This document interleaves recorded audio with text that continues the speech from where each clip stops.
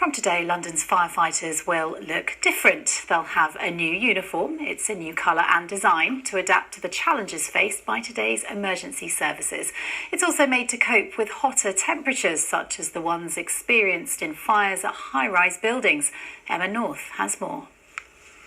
Hayley has been a firefighter for 11 years. This is her new uniform. It's designed to help her deal with the challenges faced by London firefighters today. This colour is just going to show up the dirt more damage, carcinogenics from fires.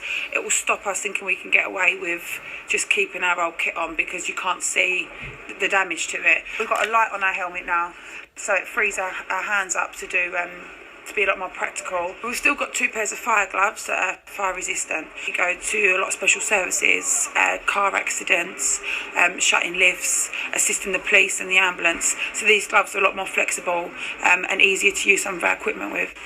The latest breathing apparatus enables men to remain at work in poisonous atmospheres for an hour.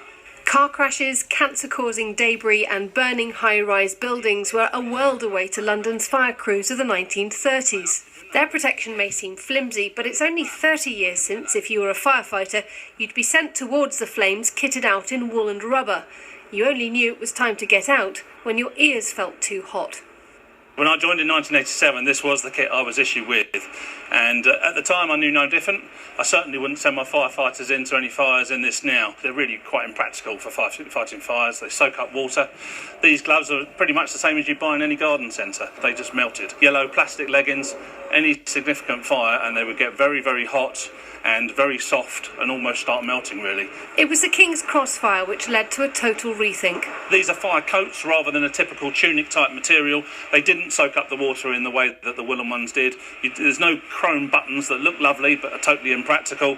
We asked members of Blue Watch at Shoreditch for their verdict. This one only protects your eyes, whereas on the current new one, it has a full face protection as well.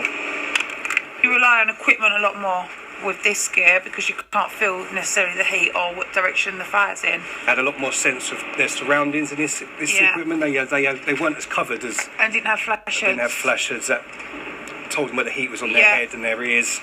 Today's uniform is a result of several brigades pooling their resources.